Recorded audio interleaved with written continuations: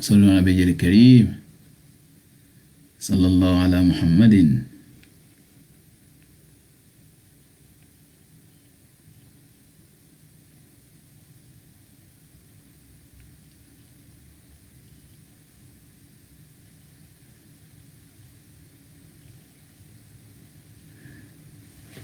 صلوا على النبي الكريم صلى الله عليه وسلم.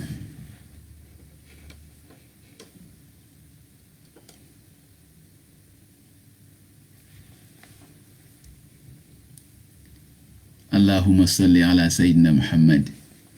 وعلى آل سيدنا محمد كما صليت على سيدنا إبراهيم وعلى آل سيدنا إبراهيم إنك حميد مجيد. اللهم بارك على سيدنا محمد وعلى آل سيدنا محمد كما باركت على سيدنا إبراهيم وعلى آل سيدنا إبراهيم في العالمين إنك حميد مجيد. adúpẹ́ fún Ọlọ́run, àtọrọ ìkẹ́ àti ìgẹ̀ fún Muhammad Rasulullah sallallahu alayhi wa sallam. Change my okay.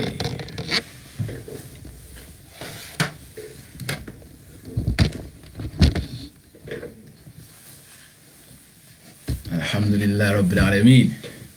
Tọ́, èní ni ọjọ́ ìbí Ànábì Muhammad. So Muhammad la wá yóò mólè ní, Muhammad la wá tọrọ ìkẹ́ àti ìgẹ̀ fún. Muhammad ní a wá pàdé mílé ní sallallahu ala Muhammadin. Gbogbo olólùfẹ́ Ànábì pátá, gbogbo yín ni mo kí lọ́tún àti lósì. Eléyìí ni ìgbà àkọ́kọ́ tí a máa wá sí orí afẹ́fẹ́ báyìí. Inú mi dẹ̀ dùn wípé àkọ́kọ́ ìgbà tá máa wá ṣerú nǹkan báyìí Muhammad la wá ṣe fún sallallahu alayhi wa sallam. Ìwọ̀nba ẹ̀yin tí ẹ wà ń bí pẹ̀lú wa, a kí yín pé ẹ káàbọ̀ láti bá wa yọ̀mbọ́ Ànábì Muhammad sallallahu alayhi wa sallam. Ẹ ṣe rí káyọ̀mbọ́ Ànábì, ká pọ́n Muhammad lé, ká yẹ Muhammad sí, àṣẹ Ọlọ́run ni, ìdọ́lọ́run pa wá láṣẹ pé a gbọ́dọ̀ má ṣe ni. Ó ń bẹ nínú Al-Qur'an, ó ń bẹ nínú hadith Ànábì Muhammad sallallahu alayhi wa sallam. Àkọ́kọ́ náà ká tó máa lọ, ká tó máa bá ọ̀rọ̀ yìí lọ. Ṣé rí Islam ẹ̀sìn àlàáfíà ni, Islam ò mú jà dání rárá. Àwọn ọmọ ìyá wa tá a jọ ń jẹ́ Mùsùlùmí tí wọ́n láwọn ò fọwọ́ sí pé kí a ṣe ọjọ́ ìbí Ànábì, opinion tí wọ́n nìyẹn. Kò dẹ̀ sí nǹkan kan tó burú nínú kí a máa jọ l'opinion kan náà, kò sí nǹkan kan tó burú ńbẹ̀. Opinion tí wọ́n nìyẹn, àmọ́ àwa táwa náà fẹ́ ṣe náà opinion tiwa náà nìyẹn. So kò mú jà dání rárá, ìkálukú wà lórí ọwọ́ ẹ̀, kó má fàjà láàrin wa. Ṣàlàyé mi ti yé. Àmọ́ tiwa ni wípé káyọ̀mbọ́ Ànábì ọ̀ranyàn ní fáwa sallallahu alayhi wa sallam. Èmi nífẹ̀ẹ́ Ànábì Muhammad tèmi, àwọn tí wọ́n dẹ̀ fi ìfẹ́ Muhammad sí wa lọ́kàn, a kí wọn látòrí bàbá alùbáríkà, bàbá àgbàlagbà ní Ṣómólú, Sheikh Alhaj Mustapha Babátúndé Balógun. Ọlọ́run kó bá ní ṣe ìkẹ́ àti ìgẹ̀ fún bàbá ní Ṣómólú, Sheikh Mustapha. Ọlọ́run kó bá ní kẹ́ wọn, Ọlọ́run kó bá ní gẹ̀ wọ́n, Ọlọ́run kó bá ní ṣe àgbà wọn ní àgbà dáadáa. Ọlọ́run kó bá ní jogún àlàáfíà àtàrílẹ̀, kó bá ní jogún ẹ̀ fún wọn. Abá náà nífẹ̀ẹ́ Muhammad púpọ̀, wọ́n nífẹ̀ẹ́ Ànábì Muhammad gidi gan. Ìfẹ́ náà pọ̀, ó sì hàn lára wọn, ó yọ nínú ìwà wọn, ó yọ nínú ìṣesí wọn. Kò sí ẹni tí wọn lè fi ìtẹríba tẹ́ lọ́rùn, ara Muhammad ni wọ́n ti kọ́, wọ́n dẹ̀ fi kọ́ àwa náà dáadáa. A dúpẹ́ fún wọn. Ọlọ́run kí ó bá ní ṣe ìkẹ́ àti ìgẹ̀, kó bá ní ṣe fún wọn.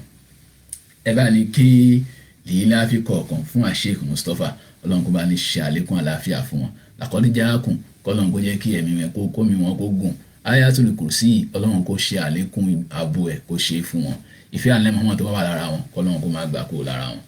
Ọlọ́run kó wá torí bẹ́ẹ̀ náà kó gbàdúrà ọgbà ọmọ wọn pátá, kó má tẹ̀lé kankan. Allahumma àmín. Tọ́, èmi fẹ́ yóò bá Ànábì Muhammad ni, mo dẹ̀ fẹ́ bẹ̀rẹ̀ láti ọ̀dọ̀ ọlọ́run fún ara ẹ̀ ọlọ́run ló ní ká yóò wà nẹ́bí sallallahu alayhi wa sallam ṣé báyìí sórí ọjọ́ èní báyìí bóyá ó yẹ ká rántí ọjọ́ bí ànẹ́bí o bóyá kò yẹ ká rántí ọ̀rọ̀ ọjọ́ mi nìyẹn àríyànjiyàn nìyẹn a máa sọ yẹn jọ mi tí o sì ní mú jáde ní àmọ́ lẹ́ni afẹ́ yóò wà nínú Muhammad sallallahu ala Muhammad náà látọ̀dọ̀ ọba tó dá ayé tó dọ̀run fún ara ẹ̀ ọlọ́run fún ara ẹ̀ tó dá Muhammad Rasulullah inú alukur'an ọlọ́run fún ara ẹ̀ yóò bọ́ ànábì lọ́tún àti ní òsì àkọ́kọ́ ayé àti gbogbo ayé mọ̀ òun ni suratul Ahzab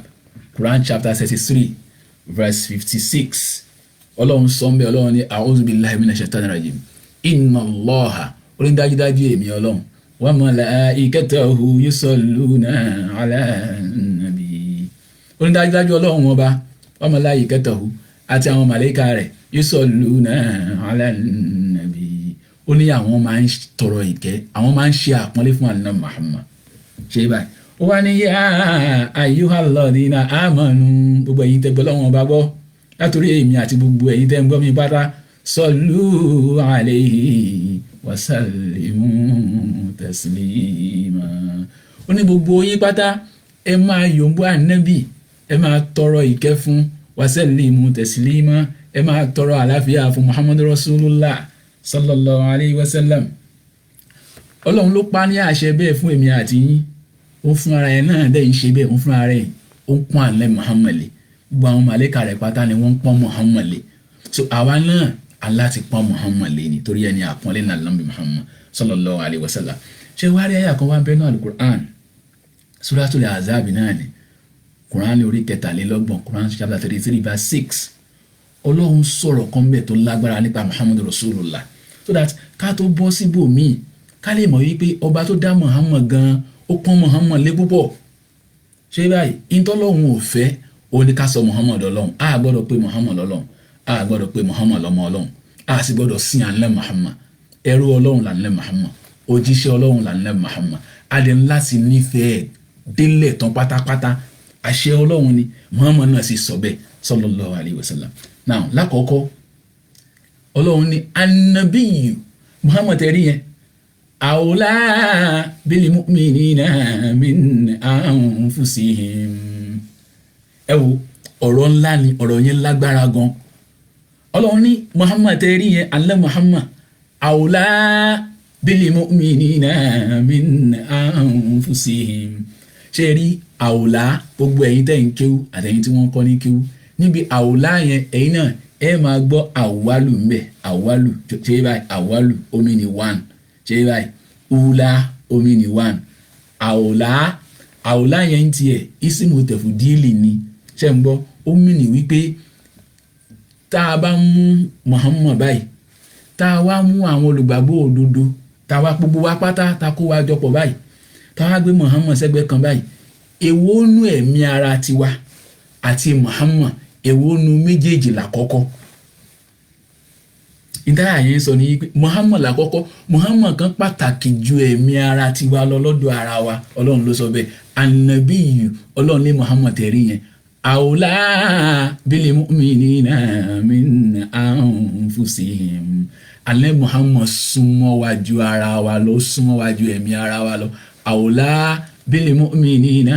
min anfusihim Muhammad súnmọ́ wa ju ẹ̀mí ara wa lọ ṣé báyìí ọlọ́run ló sọ bẹ́ẹ̀ so ìyẹn túmọ̀ sí pé a ń láti pàtàkì Muhammad kódà ju ara wa lọ ìyẹn ló fà á tí alẹ́ Muhammad fi sọ nínú hadith gbogbo tí n bá ń sọ fún yín ẹ máa kó síbi tẹ́ ti rí fún yín ṣé báyìí so that kákọ̀ má máa sọ̀rọ̀ lẹ́nu ahọ́n lásán ká máa fi ẹ̀rí sọ ohun tá à ń bá ń sọ ayé alukur'an tí mo kéyìn ẹ̀yin náà gbé English Quran pick up your English Quran and check out everything I am going to be talking to you about Muhammad ibn Abdullah, about the Prophet of Peace. I will give you the evidence. You go ahead and check. This is the age of intellectuality. This is the age of understanding. There is no reason for anybody to fool anyone. I will give you the evidence. You go ahead and check it out on your own. Then you can confirm if what I'm telling you is actually fact or falsehood. And I can assure you, I give you facts. I give you evidence. That's exactly what I'm doing. So, the Holy Quran chapter 33 verse 6, Allah has said that Muhammad is closer to us than our own selves. closer to us than our own selves. So that says a lot about Muhammad ibn Abdullah in connection to us and how much we have to love him, how much we have to fall in love with him. So if Allah has said that even Muhammad is closer to us, is closer to you than your own self, closer to me than my own self, that says how much love I should have for him. That says how much I should cherish him. That says how much I should love him and respect him. If he's actually closer to me than my own self. This was the reason why Muhammad Rasulullah told his companions. Ilé ìlú fà tí Muhammad fi sọ fún àwọn sahaba rẹ̀. Ṣé báyìí hadisi ẹ máa rí nínú Sahih Muslim. Ẹ bá lọ wo chapter 11 book 1 hadith 71. Ìbẹ̀lẹ̀ ti máa rí Sahih Muslim inú chapter 11 book 1 hadith number 71. Rí ń bẹ̀ pé Anas ló gbà hadisi yìí wá. Anas ibn Malik òun ló gbà wá pé alẹ́ Muhammad sọ yìí pé la yu'minu ahadukum tí jẹ́ olùgbàgbọ́ òdodo ìgbàgbọ́ yín ò tí jẹ́ nǹkan kan ní Islam hatta akuna ahabba ilayhi min waladihi wa walidihi àfi tó bá jẹ́ yìí pé Muhammad lẹ nífẹ̀ẹ́ sí ju ọmọ yín àti àwọn bàbá yín lọ. Gbọ́ so ìfẹ́ tá ń lá sí ní sí Muhammad Rasulullah ó gbọ́dọ̀ ju ìfẹ́ tá ń ní sí ọmọ wa àti bàbá tó bí wa lọ. Yẹn ni pé tó bá bí mùsùlùmí léèrè wípé talento nífẹ̀ẹ́ sí jùlọ Muhammad ni ó láti jẹ́ torí tí ó bá ti jẹ́ Muhammad Islam rẹ̀ ò tí ì pé la yu'min ahadukum Islam yín ò tí ì pé ìgbàgbọ́ ò sí lára yín ìgbàgbọ́ yín ò pé àfi tó bá yẹ kí Muhammad lẹ nífẹ̀ẹ́ sí ju bàbá àtọmọ yín lọ. Ta ló sọ bẹ́ẹ̀? Muhammad ló sọ bẹ́ẹ̀ sallallahu alayhi wa sallam. Ṣé báyìí ẹ̀dìyẹn náà mú so eléyìí tí ìfẹ́ Muhammad ò báyìí tí pọ̀ lára ẹ̀ nínú yín àti nínú gbogbo wa ẹ jẹ́ ká tún àárín yẹn ṣe. Muhammad là ń láti nífẹ̀ẹ́ sí ju gbogbo àwọn tó kù lọ. Ó à ń láti nífẹ̀ẹ́ sí Muhammad ju bàbá wa lọ, ju ọmọ wa lọ, ju ìyàwó wa lọ, ju ẹbí àti ará lọ. Muhammad là kọ́kọ́ níwájú olùgbàgbọ́ òdodo. Ṣé báyìí nípa ìfẹ́ a gbọ́dọ̀ nífẹ̀ẹ́ sí Ànábì Muhammad ju gbogbo nǹkan lọ. Ọlọ́run ló sọ bẹ́ẹ̀, Ànábì Muhammad ló sọ bẹ́ẹ̀. Ọlọ́run sọ bẹ́ẹ̀ náà al-Qur'an nínú Suratul Ahzab Quran chapter 33 verse 6 Ọlọ́run sọ bẹ́ẹ̀ nítorí sọ pé an-nabiyyu awla bil mu'minina min anfusihim. Ọlọ́run sọ bẹ́ẹ̀. Muhammad fúnra rẹ̀ sọ bẹ́ẹ̀ nínú hadisi tí mo ti kóòtù fún yìí nínú Sahih Bukhari chapter 11 book 1 hadith 71 bá ń bẹ̀ tánàbí sọ yìí pé la yu'minu ahadukum hatta akuna ahabba ilayhi min waladihi wa walidihi. Ṣé báyìí tí ìgbàgbọ́ yín ò tí ì pé àfi tó bá yẹ kí Muhammad lẹ nífẹ̀ẹ́ sí ju gbogbo nǹkan tó kù lọ àti bàbá àti gbogbo nǹkan tó kù. Ọlọ́run fúnra rẹ̀ tún wá là á mọ́lẹ̀. Ṣé báyìí inú Suratul Al-Imran Quran chapter 3 verse 31 Ọlọ́run ní kúl rẹ̀ Muhammad sọ fún wọn in kuntum tuhibbuna Allaha báyìí pé lóòótọ́ lẹ nífẹ̀ẹ́ Ọlọ́run ìfẹ́ tẹ́ ní sọ́lọ́run tẹ́ bá fẹ́ fi hàn fattabi'uni èmi Muhammad ní kẹ́ ẹ tẹ̀lé. Lára èmi Muhammad lẹ́ẹ̀ ti fi ìfẹ́ Ọlọ́run hàn. Ìgbà tẹ́ bá wá tẹ̀lé èmi Muhammad yuhbibkumullah Ọlọ́run á ṣe wá nífẹ̀ẹ́ yín fayaghfir lakum dhunubakum á wá dárí ẹ̀ṣẹ̀ yín jì yín wallahu ghafurur rahim aláforíjì ni Ọlọ́run ọba tó máa ń kẹ́ èèyàn ni. Ṣe rí n tó pọ̀ tá a máa rí níbi ká nífẹ̀ẹ́ Muhammad Rasulullah àtúrà foríjì Ọlọ́run bẹ̀ àtúrí àánú Ọlọ́run bẹ̀ níbi ká nífẹ̀ẹ́ Muhammad Rasulullah. So inú ìfẹ́ Muhammad inú ẹ̀ làánú Ọlọ́run wà inú ẹ̀ làforíjì Ọlọ́run ọba wà. Ṣé báyìí àmọ́ ìfẹ́ yẹn kí ló láti gbà lọ́wọ́ wa? Ìyẹn gangan ní pàtàkì ìyẹn gangan ní kókó. Ìfẹ́ tá a ní sí Muhammad yẹn kí ló gbọ́dọ̀ gbà lọ́wọ́ wa? Ó gbọ́dọ̀ gba gbogbo àwọn ìwà tí ò dá kúrò lọ́wọ́ wa. Ìyẹn ló fà á tọ́lọ́run fi sọ yí pé inú Suratul Ahzab náà ni Quran 33 verse 21 ó ní laqad kana lakum fi rasulillahi uswatun hasanatun. Ó ní lára Muhammad ni wà dáadáa pín sí. Ara Muhammad ni gbogbo ohun tó jẹ́ wà dáadáa pín sí. So ẹ ń bá ń jẹ́ olùgbàgbọ́ òdodo tó bá ń jẹ́ mùsùlùmí tí wà rẹ̀ ò bá da ó ń ṣọmọ lẹ́yìn Muhammad Rasulullah. Ìwà yẹn dẹ̀ ní kókó ìwà yẹn gangan ní nǹkan. So tọ́lọ́run bá ní ká nífẹ̀ẹ́ Muhammad tó bá ní tẹ́ bá fẹ́ sọ pé ẹ nífẹ̀ẹ́ mi Ọlọ́run ara Muhammad nífẹ̀ẹ́ yẹn ti máa yọ nípa pé ẹ tẹ̀lé Muhammad Rasulullah. Ẹ máa tẹ̀lé Muhammad ó gbọ́dọ̀ fi wá jọ Muhammad kẹrẹ abiwa dáadáa ní Muhammad. Inú Suratul Qalam nígbà tọ́lọ́run máa ròyìn Muhammad ọlọ́run ò fi kan mí ròyìn Muhammadu Rasulullah ìwà ló fi ròyìn ẹ nígbà tó ní Nun wal qalami wa ma yasturun ọlọ́run ní Nun ọlọ́run búra pẹ̀lú Nun wal qalami wa ma yasturun ọlọ́run búra pẹ̀lú qalam àti tó ń kọ ma anta bi ni'mati rabbika bi majnun rẹ Muhammad ò kì í ṣe wèrè torí ẹnìkan ló pe Muhammad ní wèrè ṣe báyìí ọlọ́run lẹ́ẹ̀ sọ wípé rárá rẹ Muhammad ò kì í ṣe wèrè ẹ máa gbọ́ o eléyìí tó máa jẹ́ ẹ̀kọ́ fún ẹ̀yin mùsùlùmí all around the world. This was somebody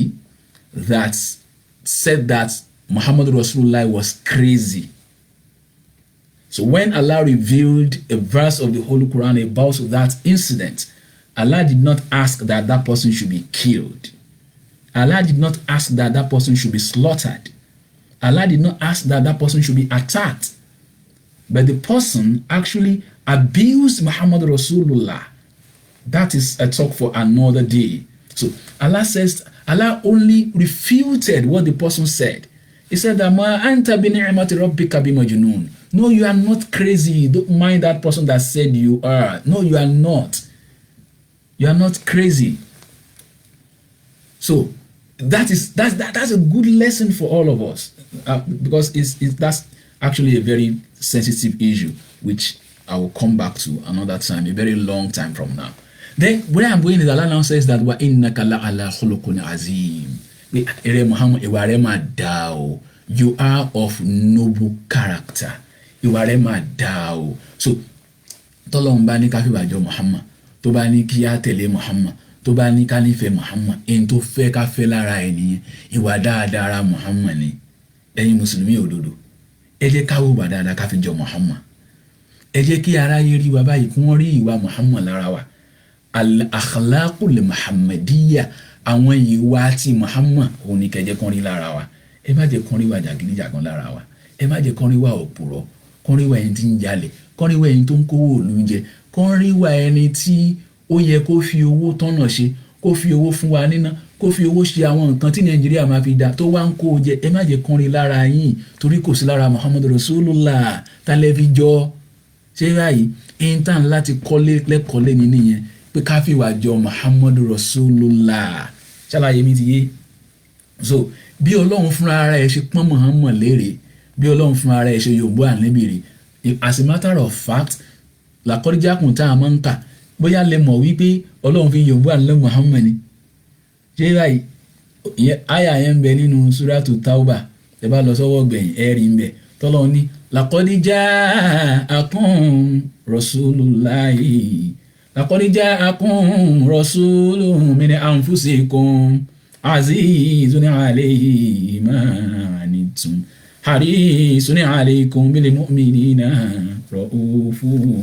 rahim. Ọlọ́run ní laqad ja'akum rasulun min anfusikum ẹ̀yin tá a ní wá báyìí òjíṣẹ́ Ọlọ́run ọba ní èèyàn bíi tiyín ni azizun alayhi ma anittum gbogbo ohun tó bá ń dùn yín gbogbo ẹ̀ ló tóbi níwájú ẹ̀ yẹn ní kébínú yín bá ń bàjẹ́ ó bàjẹ́ lára tiẹ̀ jùnú tiyín lọ harisun alaykum ó ṣojú kòkòrò nípa bí ó ṣe dáa fún àwa mùsùlùmí láyé àti lọ́run nípa bí wàá ṣe máa dá nípa bá ṣe táyé ṣe tá a fi wá fẹ́ àlùjánnà jèrè bil mu'minina raufur rahim. Muhammad tá à ń sọ yìí olùkẹ́ ló jẹ́ fún wa, aláàánú ló jẹ́ fún àwa mùsùlùmí òdodo. Muhammadu Rasulullah nìyẹn sallallahu alayhi wa sallam. ṣé o ti yé báyìí eléyìí ni bí Ọlọ́run fúnra rẹ̀ bó ṣe yòǹbó àná Muhammad, bọ́lọ́run fúnra rẹ̀ bó ṣe yin Muhammadu Rasulullah. Bẹ́ẹ̀ náà làwọn ẹ̀yìn wá pọ̀ táwọn afá wa ṣe fún àná Muhammadu bin Abdullah. Ìkún wọn ní ẹni mo kà ní fídíò tí mo ṣe láàárọ̀ yìí tí mo sọ yìí pé kashafa duja bi jamali oníbàlágálẹ̀ ọ̀hún làbí kàmáàlì kashafa duja bi jamali hasunati jami'u khisalihi sallu alayhi wa alihi. Bàlágálẹ̀ ọ̀hún làbí kàmáàlì tẹ́ ẹ bá ń sọ̀rọ̀ mi gíga Muhammad ló ga jù láyé ó dẹ̀ débẹ̀ torí pé ó jẹ́ èèyàn tó pé ni kashafa duja bi jamali. Ànábì fi ẹwà rẹ̀ ó fi pa tó ń jẹ́ òkùnkùn ó fi parẹ́ hasunati jami'u khisalihi. Gbogbo wa Muhammad ló dá tí òkú yìí kan, gbogbo ìwà ẹ̀ ló dá tí òkú kan. Ìbéèrè ni wípé ìwà tiẹ̀ ṣe ò dáa ṣé wọ́n fi wà jọ Muhammad? ṣó ti yé báyìí ìbéèrè wa nìyẹn ṣó fi wàjọ Muhammad bí táwa dẹ̀ ń lọ nìyẹn gbogbo ohun tá à ń ṣe ní wàásí pátá gbogbo ohun tí mò ń sọ lọ́sàn-án àti ní òru ní gbogbo fídíò tí mò ń ṣe ká lè fi wàjọ Muhammad níwà dáadáa tí ń ṣe ìwà jàgídíjàgan tí ń ṣe ìwà ká máa pààyàn lọ́tún ká máa pààyàn lọ́sì ká máa jà lọ́tún ká máa jà lọ́sì lórúkọ Muhammad lórúkọ Islam kò sí nǹkan kan tó fi jọ Muhammadu Rasulullah ẹ má sọ Muhammad lẹ́nu èèyàn dáadáa ni Muhammad ṣé báyìí Muhammad alálàáfíà ni Muhammadu Rasulullah Muhammad fẹ́ káyé dáa ni ṣé báyìí ẹ fi ìwà tó dájọ́ Muhammad ẹ fi ìwà ọmọlúàbí ẹ fi jọ Muhammadu Rasulullah gbogbo ẹ̀yin tẹ́ bá jẹ́ mùsùlùmí tẹ́ ń bẹ́nu politics ẹ fi ìwà jọ Muhammad kẹ́ fowó tún lù ṣe ẹ má kówó òlu jẹ Muhammad yìí ṣe bẹ́ẹ̀ sallallahu alayhi wa sallam ṣé ti yé báyìí hasunati jẹ́ mi ń fi sọ̀lì gbogbo ìwà Muhammad ló dá sallu alayhi wa alihi ẹjẹ́ ayọ̀bọ̀ àná Muhammad ẹjẹ́ àtọrọ ìkẹ́ àti kẹfún Muhammad àti gbogbo àwọn ará alẹ́ àná Muhammad sallallahu ala Muhammad sallallahu alayhi wa sallam sallallahu ala Muhammad sallallahu alayhi wa sallam. náà eléyìí tí wọ́n wá fi kọ́ àwa àdàgbà òun náà ni alburda pé ká fi yin àná Muhammad àmọ́ àkókò tí mo fẹ́ lò ó kù bí ìṣẹ́jú mẹ́wàá tí mo fẹ́ lò ṣùbúrúdà yẹn màá wá ké báàbù mọ́díhì rọ̀ṣúlì nìkan bẹ̀ láti fi yan ànábì Muhammad sallallahu alayhi wa sallam ilé tí Sheikh Sharafuddin Imam Busiri tó fi yan ànábì Muhammad ìyẹn ní ìwà ké ní ìsìn a máa jẹ́ mọ́díhù nàbí yìí tèní tá a fi yan ànábì Muhammad wọlé tó bá ń bẹ́ ń bẹ̀ kó máa jẹ́ tẹ̀yìn tẹ̀ ń gbọ́ mi kó máa jẹ́ tèmi náà kó máa jẹ́ ti Sheikh Mustapha tí wọ́n fi ìfẹ́ Muhammad sí wa lọ́kàn kó máa jẹ́ ti Sheikh Mustapha tí wọ́n fi ìwà dáadáa rẹ̀ ara Muhammad kọ́ wa adúpẹ́ fọlọ́run tá a gba ọ̀dọ̀ bàbá yẹn kọjá torí àwọn míì ń bẹ tá a gba ọ̀dọ̀ tí wọ́n kọjá tó jẹ́ wípé jagídíjàgan ni wọ́n fẹ́ fi ìsìláàmù kọ́ wa àwọn bàbá yẹn ti kọ́ wa láti kékeré wípé ìsìláàmù ń ṣe ẹ̀sìn jagídíjàgan ẹ̀sìn àlàáfíà ni ìyẹn ló wá ń tẹ̀lé wa òun ló wá ń tọ́ wa ló wá ń tẹ̀lé wa gbogbo tá a wá ń lọ wá sí bàbá yẹn òun la wá fi ń chẹ́kì tàwọn tó kù tá a fi wà lẹ́ni tó dúró lórí ọ̀rọ̀ moderation of Islam tá a kọjá àyè wa tá a wá bí Islam ṣe máa dàrú tá a gbébọn tá a wá bí a ṣe máa lọ jàmì kan nítorí Islam ò fẹ́ gbogbo orú àwọn nǹkan báyẹn Muhammad ò fẹ́ rú ẹ̀ ṣe báyìí ẹ jẹ́ ká yóò bá ní Muhammad Imam Busiri ní sọ́làmù tó sunnata man ahya zalama ila ani ishtakati qadamahu durrami warami washadami sagabina ashaahu watawa fahatali hijarati kashi'a mutrafal adami wadatul jibalu shumumi dhahabin an nafsi fa'ara ayyama shamami wa akada sudahu fiha daruratuhu inna darurata la ta'du ala al-insami وكيف تدعو إلى الدنيا ضرورة من لولاه لم تخرج الدنيا من العالم محمد وكيف تدعو إلى الدنيا ضرورة من لولاه لم تخرج الدنيا من العالم محمد سيد الكونين والثقلين والفريقين من عرب ومن عجم نبينا الأمير الناهي فلا أحد أبار في قول لا أمنه ولا نعمي هو الحبيب الذي سرجع شفاعته لكل حول من الأهوال مقتحم دعا إلى الله فالمستمسكون به مستمسكون بحبل غير منفصل فقال نبينا في خلق وفي خلق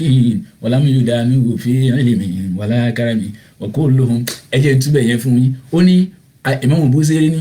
ó ní Muhammad faqal nabiyina fi khaliqin wa fi khuluqin ó ní Muhammad ju gbogbo àwọn ànábì tó kù lọ fi khaliqin ní bí Ọlọ́run ọba ṣe dá inú dídá ẹ̀dá rẹ̀ Muhammad ju gbogbo àwọn ànábì tó kù lọ wa fi khuluqin bẹ́ẹ̀ náà ni nínú ìwà kò sí kankan nù wọn tí wàá tiẹ̀ tó dá tó Muhammadu Rasulullah ìyẹn tá a fẹ́ fi jọ Muhammad nìyẹn tó bá yẹ kí Muhammad ló dáa jù ní ìwà nínú gbogbo àwọn ànábì Ọlọ́run pátá àwa mùsùlùmí là ń láti dáa jù ní ìwà nínú gbogbo ẹ̀dá tó wà láyé wà lámú yóò dáánú òfin ilẹ̀mí wàlá karami tó bá kú ìmọ̀ nípa tayé ìmọ̀ nípa tọ́lọ́run ọba kò sí kankan nù àwọn ànábì tàná tó Muhammad wàlá karami bẹ́ẹ̀ náà nínú àpọ́nlé àti iyì Muhammad ju gbogbo wọn lọ وواقفون لديه عند أحدهم من نقطة العلم أو من شكلة الحكم فهو الذي تم معناه وصورته ثم اصطفاه حبيبا بارئ النسم منازع عن شريك في محاسنه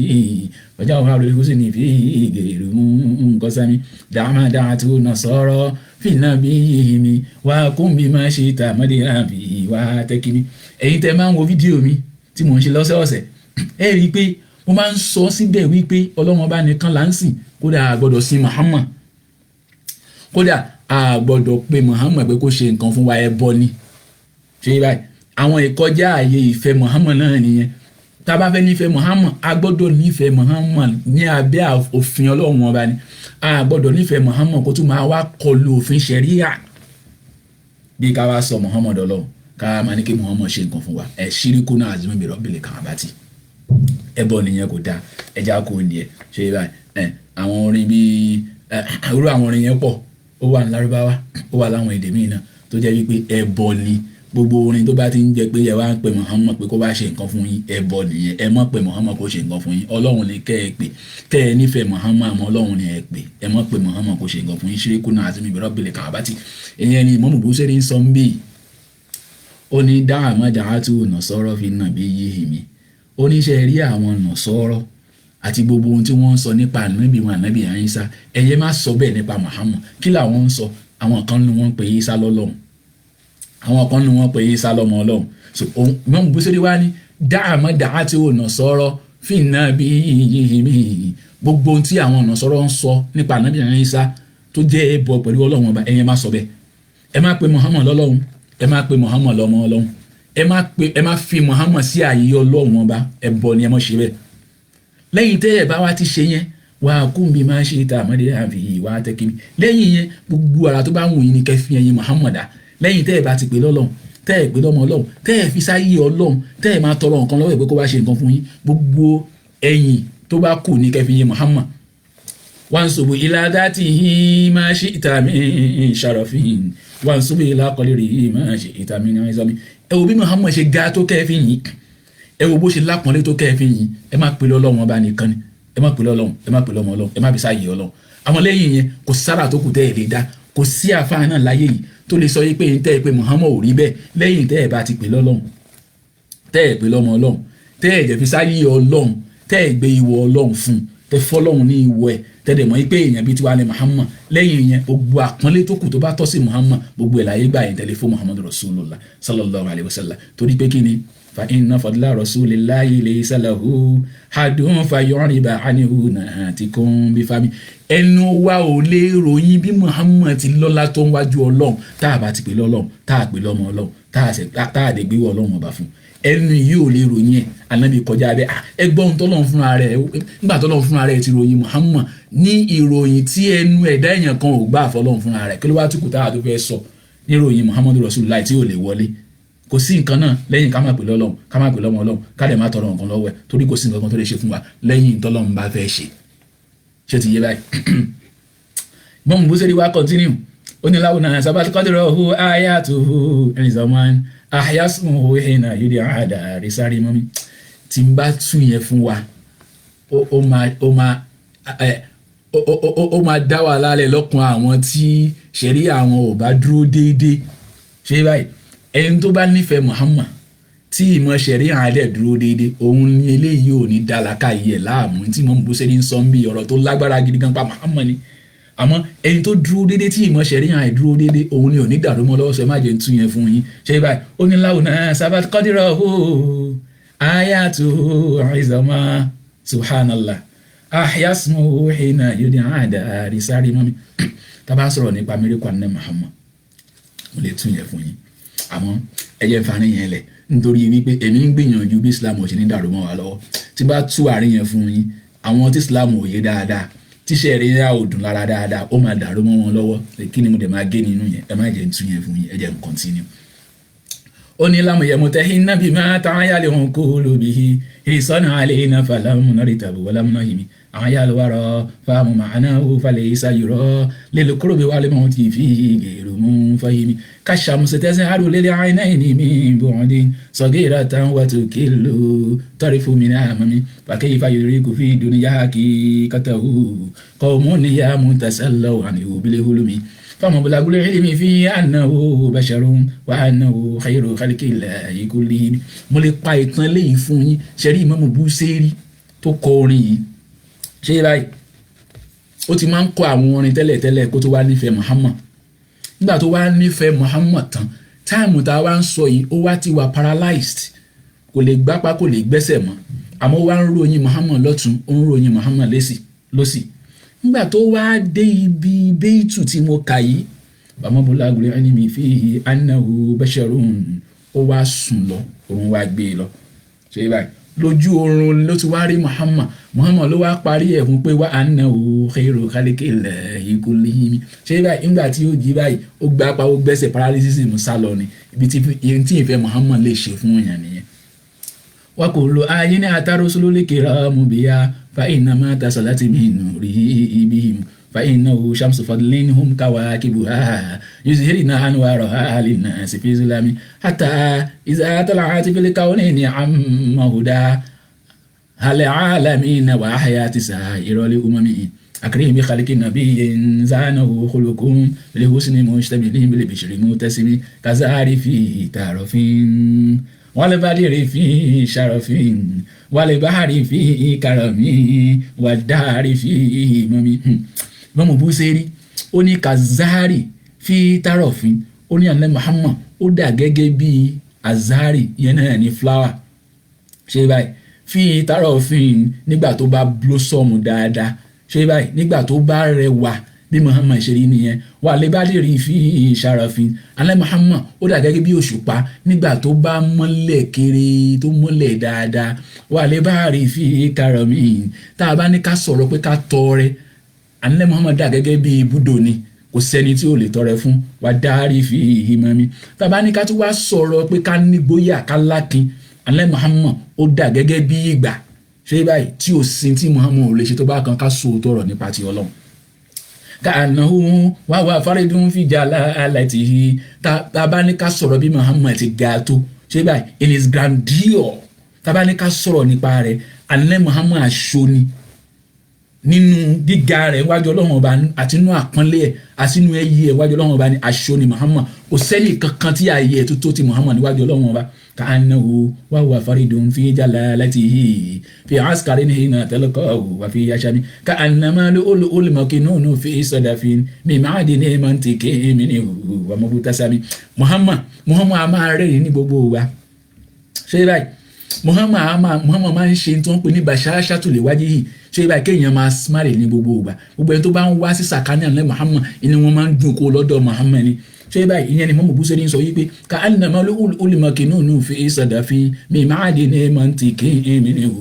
wa mubtasami. táwọn ibi tó bá ń sọ̀rọ̀ bẹ́ẹ̀ náà ni tí bá ń rẹ́rìn á dà bí ìgbà tí nǹkan ń dán ni á dàbí al-lu'lu'ul makinunu á dàbí àwọn pears tá a tọ́jú síbi kan tá a wá sílẹ̀ kan náà ṣé báyìí bí ànábì ṣe máa ń rẹ́rìn bó ṣe máa ń múnú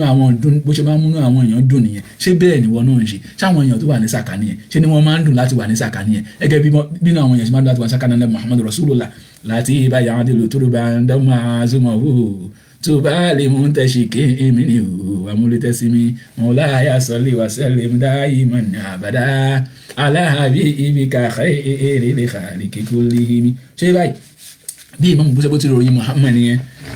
ṣé báyìí náà lárúbáwá ni mo ké fún yín yìí mi wá ní lọ láì ní wá sọ̀rọ̀ Alhaji Ayọ̀ Adéyẹmí ṣé báyìí bàbá yẹn Ọlọ́run kó ṣekú ní ìsinmi fún wọn àwọn tó ń bẹ láyé náà àwọn tí wọ́n kọ́ wa Ọlọ́run kó bá wa wà pẹ̀lú wọn kó ṣe dáadáa fún wọn bí àwọn Sheikh Mustapha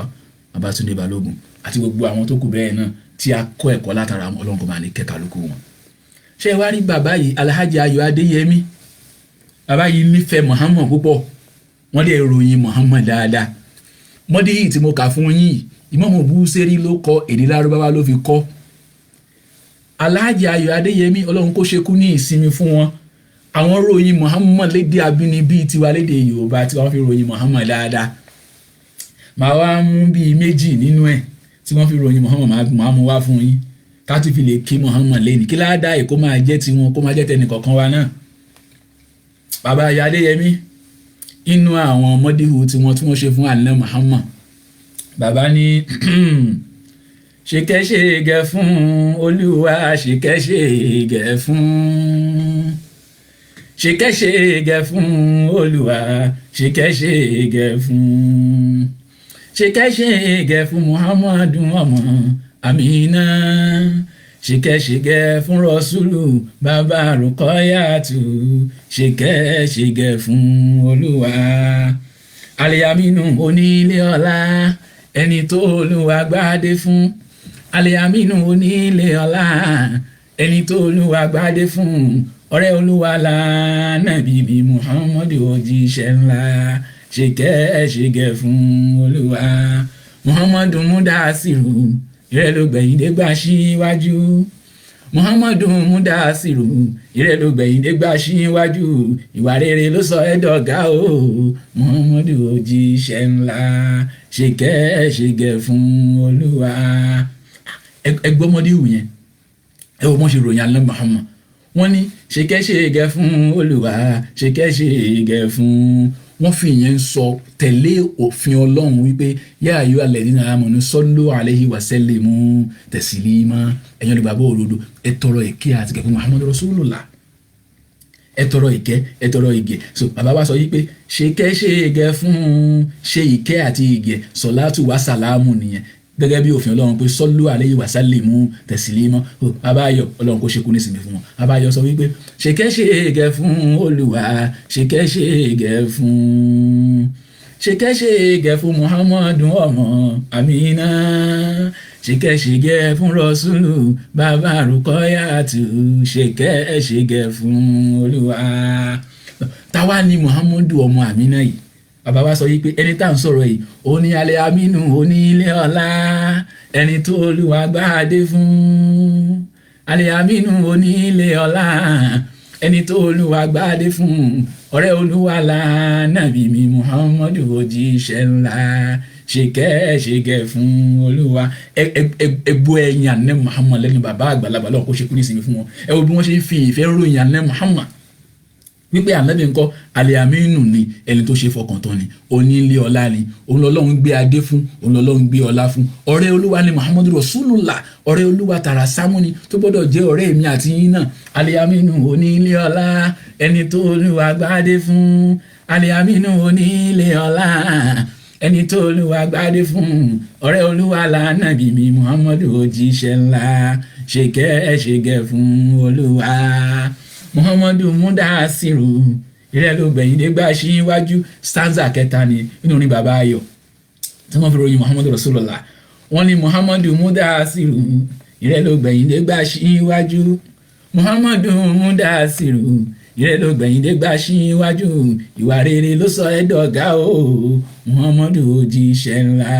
ṣèkẹ́ṣègẹ̀ fún Olúwa. ẹgbọ́ wá àti tó wà mẹ́ẹ̀ bàbá ayọ̀ wọ́n ní Muhammadu tá à ń sọ̀rọ̀ ẹ̀ yìí Al-Mudasiru ni Ọlọ́run ló pe ànábì bẹ́ẹ̀ nígbà tó lọ́n sọ wípé ya ayyuhal mudasir kum fa anzir so bàbá wa lọ bẹ̀ yẹn wọ́n wá sọ wípé tọ̀ Muhammadu Mudasiru Muhammadu tá à ń sọ̀rọ̀ ẹ̀ yìí òun lẹ́ni tọ́lọ́run pè ní Al-Mudasiru Muhammadu Mudasiru wo ni ilé ló gbẹ̀yìn dé gbà síwájú khatamun nabiyyin wa imamul mursalin tí bàbá sọ ń bẹ̀rẹ̀ nìyẹn pé òun ló gbẹ̀yìn nínú gbogbo wọn àmọ́ òun láṣíwájú wọn khatamun nabiyyin wa imamul mursalin Muhammadu Mudasiru ìrẹ́ ló gbẹ̀yìn dé gbà síwájú. kí ló wá sọ́dọ̀ aṣíwájú kí ló wá sọ́dọ̀ ọ̀gá gbogbo wọn bàbá wa sọ yìí pé ìwà rere ló sọ ẹ́ dọ̀gá o Muhammadu òjíṣẹ́ ńlá ṣèkẹ́ṣègẹ̀ fún Olúwa. ìta gbọ́dọ̀ ìta fẹ́ mú lára Muhammad nìyẹn ìwà rere ló sọ Muhammad dọ̀gá gbogbo ayé. ìwà rere ẹni kémi àti yín náà mú lára Muhammad ṣé òmùsọ́fà ti kọ́ àwa ní ìwà ọmọlúàbí tó tara Muhammad jáde òun ló sọ wá rí ló sọ wá dà àdúpẹ́ fọlọ́ alhamdulilayi rabbil alamin Ọlọ́run kó bá ní ṣe dáadáa fún wọn àdúpẹ́ fọlọ́run tó ní ká gbọ́dọ̀ wọn kọjá tí wọ́n fi ìwà ọmọlúàbí ara Muhammadu Rasulullah tí wọ́n fi kọ́ wa ṣé báyìí ẹgbẹ́ bàbá yàrá náà ṣe sọ wípé muhammadu mudasiru ìrẹ́ ló gbẹ̀yìn dé gbà síwájú muhammadu mudasiru ìrẹ́ ló gbẹ̀yìn dé gbà síwájú ìwà rere ló sọ ẹ́ dọ̀gá o muhammadu òjíṣẹ́ ńlá ṣe kẹ́ṣe gẹ̀ fún olúwa. Abayọ̀ dúró ń bẹ̀ o àti kọ méjì sí fún yín kí n tó parí fídíò tèmi muhammad la ń yóò ń bó lè ní ẹ má jò sú ẹ̀yin náà tẹ́ ẹ bá mọ oore ọ̀fẹ́ tó ń bẹ ń bí n tí mò ń ṣe yìí àti wọn bá ẹ̀yin tẹ́ ẹ wà pẹ̀lú mi yìí tẹ́ ẹ bá mọ oore ọ̀fẹ́ tó ń bẹ ń bẹ tẹ́ ẹ bá mọ àánú tó ń bẹ ń bẹ àní kó oúnjẹ tilẹ̀ máa fi ṣú lẹ́yìn ká kírun táwọn kòrò ń bá tó ká lọ kírun ká dẹ̀ padà wá ká tún kírun ká tún padà wá ká tún kírun ká tún padà wá ìta máa ṣe ní gbogbo ìgbà nìyẹn torí pé ẹ wo alẹ́ muhammad sọ yìí pé man salla alayya salatan wahidatan ẹ ń bá ṣe àsàlátù ẹ̀yẹ kan fún èmi muhammad sallallahu alayhi bihi ashar ọlọ́run á ṣe mẹ́wàá fún mẹ́wàá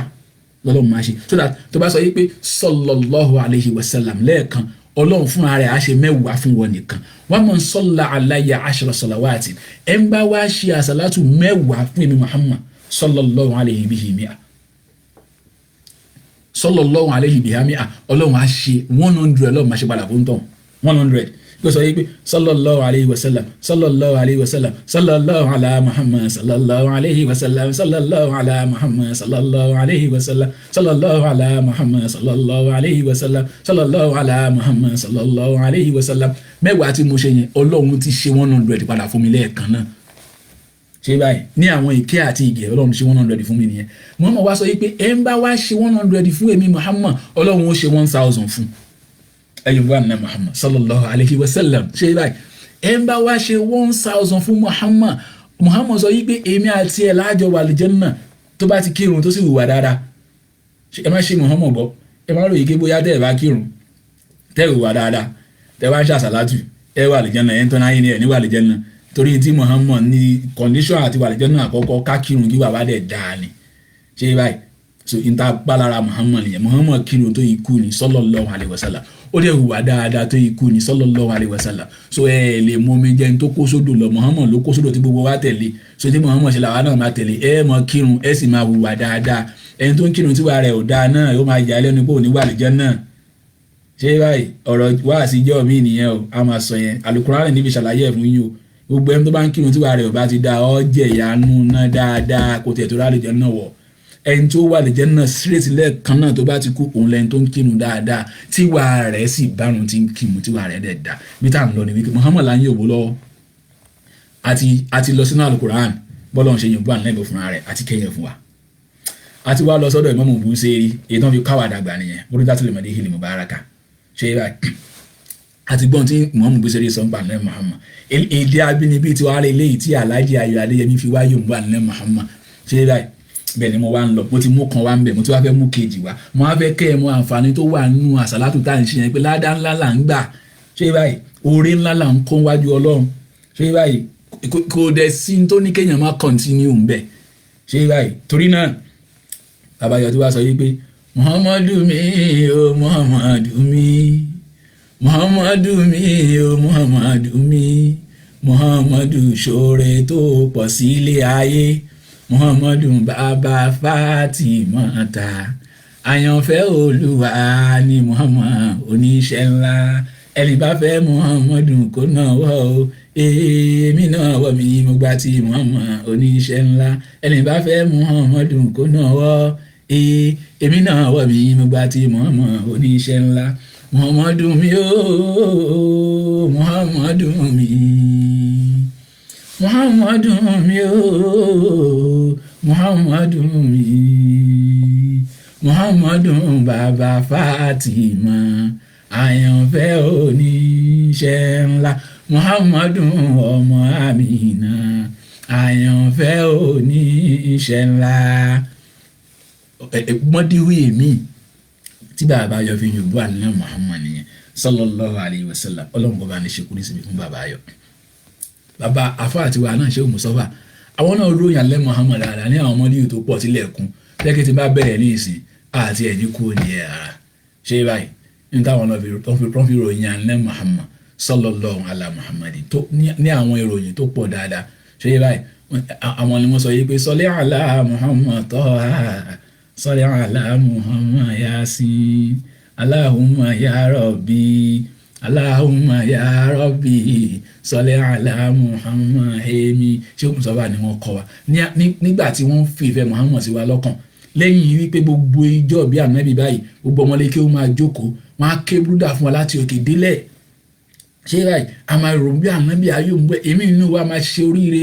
lálẹ́ ọjọ́ yẹn a sì rí Muhammad lójú oorun ṣé báyìí wọ́pọ̀lọpọ̀ wa látara bẹ̀ kó ìfẹ́ Muhammad sára ṣé báyìí tó gbogbo ọjọ́ bí Muhammad báyìí ìyẹn mo ṣe gbà yín nímọ̀ràn láàárọ̀ wípé gbogbo ẹ̀yin òbí tẹ́ ẹ lọ́mọ nílé ẹ má jẹ́ kọ́jọ́ èní lọ láì ní jẹ́ káwọn ọmọ yín mọ pàtàkì ọjọ́ èní ẹ ṣe oúnjẹ tó dáa fún wọn ẹ wọṣọ tó dáa fún wọn ẹ bá wọn sọ̀rọ̀ nípa Muhammadu Rasulullah ẹ kọ́ wọn nípa Muhammadu Rasulullah ẹ jẹ́ kí wọ́n lọ kà nípa nẹ́bì kí wọ́n wá sọ̀rọ̀ nípa Muhammad fún yín ṣé báyìí ẹ jẹ́ kí wọ́n mọ̀ pé olóòótọ́ là ní Muhammad ẹ jẹ́ kí wọ́n mọ̀ wípé Muhammadu Rasulullah ẹni tí oníwà dáadáa ni ọmọlúwàbí ni ìtẹ́ ẹ̀fẹ́ kan kọ́ lára Muhammad nìyẹn ṣé báyìí kò ju bẹ́ẹ̀ lọ kí wà wá dáa ká tún ayé ṣe ká tún àárín àwa àti ọba tó láyé tó lọ́run ká tún ṣe torí náà ó kí yín kú oríire o wípé èyí lọ́jọ́ bí àná Muhammad tá a bá ti ṣe léyìí tí mo ṣe pẹ̀lú yín yìí tán ṣe báyìí let the celebration continue in your homes let it continue ẹ jẹ́ kí àwọn ọmọ yín continue láti máa celebrate gbogbo ẹ̀yin tẹ́ ẹ ní kí sẹ́ẹ̀tì búrúdà àti mo ṣe lọ́jọ́ tó ti pẹ́ nílé ẹ play rẹ̀ fáwọn ọmọ yín kan máa gbọ́ Muhammad láfi ròyìn alẹ́ tún sédè òyìnbó ń bẹ̀ ẹ̀yin tẹ́ léyìí tí mo ṣe lórí miracles of Muhammad ẹ play rẹ̀ fáwọn ọmọ yín mo tún ṣe kan lẹ́yìn ẹ̀ náà tí mo pè ní Muhammad the prophet of peace tí mo tún sédè òyìnbó tí mo fi ṣàlàyé dání Muhammad ẹ play rẹ̀ fáwọn ọmọ yín ṣé báyìí èmi ti gbìyànjú tèmi láti lè jẹ́ kí àwọn ọmọ yín kí wọ́n ní àgbọ́yé tí Muhammad ń ṣe tó bá ní kó wá sọ̀rọ̀ nípa kí ni miracle Muhammad gan mo lè ṣe kẹ́sẹ̀sì lórí ẹ̀ ṣe báyìí ẹ̀yin tẹ́ ẹ ra ẹ lọ tún gbọ́ fáwọn ọmọ yín kó máa gbọ́ tó bá tiẹ̀ ní òkè ta ni Muhammad nípa ìtàn Muhammad gan mo tún ṣe lédè òyìnbó náà ṣe báyìí fáwọn ọmọ yín láti máa gbọ́ kọ́ lè mọ ẹni tí Muhammad ń ṣe ṣe báyìí ẹ sọ yín ní ẹ gbìyànjú kẹ make sure wípé ẹ ń get feedback lọ́dọ̀ àwọn ọmọ yín ẹ ń pè wọ́n ẹ ń bi wọ́n léèrè ó yá ta ni Muhammad irú èèyàn wo ni Muhammad jẹ́ kí ni Muhammad ṣe báyìí ṣe ìwà wo ló ti kọ́ lára Muhammad kí ló fẹ́ fi jọ Muhammadu Rasulullah Ọlọ́run kó ṣe ìkẹ́ àti ìgẹ̀ fún èmi àti ẹ̀yin náà nípa ìfẹ́ ta ní sí Muhammadu Rasulullah ẹ má gbàgbé àkórí gbogbo ohun tí mo sọ látàárọ̀ ni wípé káfíwà jọ Muhammad ṣe báyìí káfíwà tó dáa káfí jọ Muhammad tó bá wá ní ká ṣe ọjọ́ bíi ànábì wọ́n ń ṣe dájú báyìí náà lọ ṣe báyìí gbogbo ohun tí mo ṣe ní ìsìn èwo ló ta kó òfin ẹ̀sìn bẹ̀ ṣe báyìí mo ròyìn àná Muhammad ni mo lọ sínú alukur'an mo lọ sínú hadith mo lọ sínú ọ̀rọ̀ àwọn èèyàn dáadáa kò jù báyìí náà lọ tó bá jẹ́ kí mo wá ní owó ni tí mo ní owó tó pọ̀ dáadáa ṣe báyìí irú ọjọ́ ní ìsìn kí wá bọ́ ta kí wọ́n bẹ̀rẹ̀ sí ní solve problem àwọn èèyàn financially àwọn tí wọ́n bá jẹ owó lé kí n dọ́dọ̀ wọn kí lówó lé tẹ̀ jẹ ẹgbà tó bá ní kí ló dé ẹni lọ́jọ́ bí ànábì à ń ṣe ọjọ́ bí ànábì ni torí náà ọ̀ya ṣe báyìí àwọn tẹ́bi ń pa kára oúnjẹ fún wọn àwọn tó fẹ́ sanwó school ká sanwó school wọn gbogbo táwọn èèyàn bá nídìí ká fún wọn ká náwó ká fi tọ́jú àwọn èèyàn tó bá ní kí ló dé kọ́ ní à ń ṣe ọjọ́ bí ànábì ni ṣe báyìí kódà kéèyàn máa ṣe lójoojúmọ́ bẹ́ẹ̀ kó máa fi kórí ànábì Muhammad kò sí tó burú bẹ́ẹ̀ ṣàlàyé mi ti yé ṣe bá ẹni tó kù tó yẹ ká fi kún sí i nìyẹn ká wá tọrẹ ká wá ṣàánú lọ́tún ká ṣàánú lọ́sì kọ́ ní kí ló dé kọ́ lọ́n ká ní à ń ṣe ọjọ́ bí ànábì Muhammad sallallahu gbogbo ayé ni ó máa rẹ̀ sí irú ọjọ́ bẹ́ẹ̀ ọjọ́ tó jẹ́ pé tó bá dé báyìí bùkátà ìmọ̀ ìyá wọn yàn ní òbí yá nípa ìfẹ́ ànábì Muhammad hàn ṣe báyìí so torí náà Ọlọ́run kò ṣe dáadáa fún wa o bí táwa dúró sí rè ẹ̀yin tẹ́ ẹ dúró síbi pé ká má ṣe àmọ̀ràn ti yín nìyẹn àbá yín jà sí Ọlọ́run kó wà pẹ̀lú yín àwa dá dúró síbi ká ṣe pẹ̀lú òfin ẹ̀sìn Ọlọ́run kó wà pẹ̀lú àwa náà torí náà mo fi yín sílẹ̀ ní wákàtí ọ̀wọ̀ yìí nípa pé ẹni fi àná Muhammad kẹ́sì fi wájọ́ Muhammadu Rasulullah àmọ́ ní pàtàkì jùlọ ẹ kọ́ àwọn ọmọ yín bí wọ́n ṣe nífẹ̀ẹ́ ànábì tó dàtí bẹ́ẹ̀ bá sí mọ́ àwọn ọmọ yín náà wọ́n lè máa yòǹgbọ́ ànábì wọ́n lè máa nífẹ̀ẹ́ ànábì Ọlọ́run kó ṣe ìkẹ́ àti ìgẹ̀ fún Muhammadu Rasulullah torí náà ìwà parí ẹ̀ pẹ̀lú Muhammadu Rasulullah sallallahu alayhi wa sallam Muhammadu Habibullah sallallahu alayhi wa sallam Muhammadu Mustafa sallallahu alayhi wa sallam Muhammadu Murtada sallallahu alayhi wa sallam. He was a messenger of Allah, I will follow him. He was a messenger of Allah, I will follow him. I will follow him forever. I will follow him. Muhammadun Rasulullah Bless him, oh Allah, Muhammadun Rasulullah, sallallahu alayhi wa sallam, Mustafa, Muhammadun Rasulullah, sallallahu alayhi wa sallam, Habibullah, Muhammadun, he was a father, Muhammadun, he was a teacher, Muhammadun, he was a student, Muhammadun, he was a leader. Muhammad was everything. Gbogbo ohun tẹ́lẹ̀ sọ̀rọ̀ ń pa ẹ̀ ní dáadáa ni Muhammad jẹ́. Yẹn lọ́lọ́run fi pé Muhammad ní uswatun hasanatun, àwòkọ́ṣe dáadáa ni Muhammad. Ṣé báyìí gbogbo àwọn ànábì tó kù ẹ máa rí wọn máa kù síbi kan, Muhammad nìkan ni ò kù síbi kan. Kò sí kí n téèyàn bá jẹ́ láyé ìtẹ́ ẹ̀ lè kọ́ nípa ìlara Muhammad. Ṣé báyìí kò sí ẹlẹ́wọ̀n náà fídíò tí mo ti ṣe mo ṣàlàyé ẹ̀ níwọ̀n bá síbẹ̀ tí Muhammad fi dá gbogbo àwọn tó kù lọ ní tàbí láti nífẹ̀ẹ́ nìyẹn tàbí láti máa ròyìn ẹ̀ nìyẹn. Kò wá sígbà tá a lè mọ ẹ̀ṣá lè máa ṣe ní gbogbo bàtà ayé ìparẹ́ káṣà lè tẹ̀lé òfin Ọlọ́run ni ká dẹ̀ máa fi kówó jẹ ká máa fi tọ́ àwọn èèyàn jẹ ká máa fi gbowó lọ́wọ́ àwọn èèyàn ká ṣe nítorí Ọlọ́run torí Ànábì Muhammad. Ẹ jẹ́ kí bẹ́ẹ̀dẹ̀ Ànábì kó máa kàn sínú nílé kálukú wa. Ẹ má gbàgbé àwọn ọmọ yín ló pàtàkì jùlọ o. Ẹ pe àwọn ọmọ yín jókòó kílẹ̀ ní tó ṣú ṣé báyìí ẹ ṣe jẹ tó dáa fún wọn ẹ tó dáa fún wọn ẹ bá wọn sọ̀rọ̀ nípa Muhammadu Rasulullah. Ẹ jẹ́ káwọn náà sọ̀rọ̀ nípa Ànábì tí wọn bá mọ̀ ẹ kọ́ wọn ṣé báyìí ẹ kọ́ wọn ẹ lọ ka nípa àtànábì kẹ́ ẹ kọ́ wọn.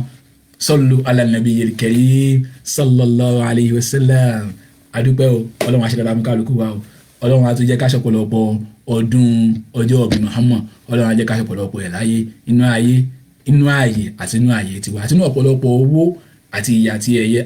tó bá ṣe pé mi ní owó ní ọwọ́ ni ara tí màá fi èní ìdá kì í ṣe ara kékeré. Àwọn Ọlọ́run tó ń rí àníyàn lórí tí mò ń sọ yìí náà á dẹ̀ pèsè owó ọ̀hún á pèsè ẹ̀ fún mi. Ṣé báyìí ẹ má bínú ẹ̀yin olówó mùsùlùmí ìṣesí yín ó ga púpọ̀ Ọlọ́run kò ṣe dáadáa fún yín ni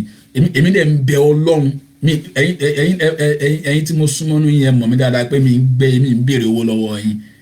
Ṣé báyìí ọwọ́ ọba tó láyé tó lọ́run lèmi ti ń béèrè owó. Ṣé báyìí torí wípé èèyàn nídìí láti kọ́ yín bí èèyàn ṣe ń ná owó nítorí Ọlọ́run èèyàn nídìí láti kọ́ yín so bí èèyàn ṣe lè kọ́ yín náà ni kéèyàn lówó yẹn fúnra rẹ̀. So I am on the path to making a lot of money in my life torí kí n bá lè ná nítorí Ọlọ́run ni. I am on the path to become a billionaire. I am on the path to become a trillionaire. Ọlọ́run á dẹ̀ fi àlùbáríkà sí gbogbo nǹkan tí mò ń ṣe lórí àti lè di olówó. Mo fẹ́ di olówó gidi kí n ní owó gidi lọ́wọ́ kí n wá fi owó yẹn kí n wá fi kọ́ ẹ̀yin olówó mùsùlùmí bẹ́ẹ̀ yẹn ṣe ń fi owó ń gbé ìsìláàmù lárugẹ láì gbá nǹkan kan mí lẹ́yìn ẹ̀. Ṣé báyìí ìtẹ́ mi ń bẹ Ọlọ́run fún nìyẹn mi fẹ́ kẹ́ ẹ kówó fún mi ara mi ò bẹ Ọlọ́run ẹ̀ mo fẹ́ kí ọba òkè kó pèsè owó yẹn fún èmi fún ara mi kó pèsè ẹ̀ fún mi orí yẹn dẹ̀ ni mo ti wà látọjọ́ yìí mi dẹ̀ ní kó lórí ẹ̀ bí n ṣe máa gbìyànjú lọ́tún àti lósì tó wó yẹn máa kó tí ì dé o àmọ́ yóò dé tó bá dẹ̀ dé máa jẹ́ kẹ́ ẹ mọ̀ bó ti dé torí ẹ rí bí màá ṣe máa ná lọ́tún àti ní òsì ẹ rí ẹni ẹ wà mọ̀ yìí pé so èèyàn lè fi owó tún ẹ̀sìn ṣe tó yìí ìgbà yẹn ń bọ̀ láìpẹ́ owó yẹn máa dé pẹ̀lú àlùbáríkà fẹ́ tí mo ní sí Muhammadu Rasulullah owó yẹn máa dé yín sì kọ́ yín bí èèyàn ṣe ń ná owó nítorí Ọlọ́run. Ṣé báyìí òun nìyí sì èyí lọ́jọ́ bí Ànábì Muhammad sallallahu alayhi wa sallam so òun ni gbogbo nǹkan ló gbẹ ń ta nǹkan gbẹ lọ́tún nǹkan gbẹ lọ́sì àmọ́ pé nǹkan kan ń lọ tó bá ṣe pé èmi ní owó ní gbogbo Nàìjíríà ni ó mọ̀ pé ní lọ́jọ́ bí Ànábì Muhammad sallallahu alayhi wa sallam. Torí náà Ọlọ́run kò ṣe dáadáa fún wa gbogbo ẹ̀yin tẹ́ ẹ gbọ́ mi tó ń mú ẹ̀yin náà bí mi náà ṣe sọ yẹ Ọlọ́run á pèsè owó fẹ́yìn náà Ọlọ́run ò ní fi ìjà àti imú sí abẹ́ olówó kan tí ó wà máa tọ́ yín ní tẹ́ sọ tí a máa tọ́ yín ní tẹ́ gbọ́dọ̀ máa ṣe àti tẹ́ máa ṣe Ọlọ́run ní fi jẹ yín sábẹ́ wọn Ọlọ́run á pèsè fẹ́yìn náà á ṣílẹ̀kùn kẹ́ àti ìgè á ṣe fún yín gẹ́gẹ́ bí mi náà ti ń wá Ọlọ́run á ṣe bẹ́ẹ̀ fún mi awọ alálùbáríkà ìfẹ́ tí mo ní sí Muhammadu Rasulullah Ọlọ́run á ṣe bẹ́ẹ̀ fún mi awọ alùbáríkà wípé kò sígbà kankan tí mo wá láti fi ìwà àṣìṣe gbá àwọn èèyàn lójú gbowó lọ́wọ́ wọn kò sígbà náà Ọlọ́run ní jẹ́ kígbà náà ìgbà náà ò ní kàn mí ìgbà náà ò ní kan ẹ̀yin náà ṣẹwàá yín wọn bá yín tẹ́ ń gbọ́ mi yìí Ọlọ́run á pèsè owó yẹn fẹ́yìn náà á wá lè jẹ́ kẹ́ lè ná sójú ọ̀nà ìsìlámù wa yìí ṣé báyìí ẹ̀yà ń yẹ̀wò Ànábì Muhammad káwá fi sórí wípé torí Ànábì làbí ṣe ń tá a ṣe kọ́lọ́n wá wọlé Ànábì Muhammad náà kó wá gbàdúrà wá kó ṣe dáadáa fún wa ju bá a ṣe ń rò lọ. Sallu ala nabiyyil karim sallallahu alayhi wa sallam wasalaamu alaykum wa rahmatulahi wa barakatuh. Sallallahu ala Muhammad sallallahu alayhi wa sallam sallallahu ala Muhammad sallallahu alayhi wa sallam.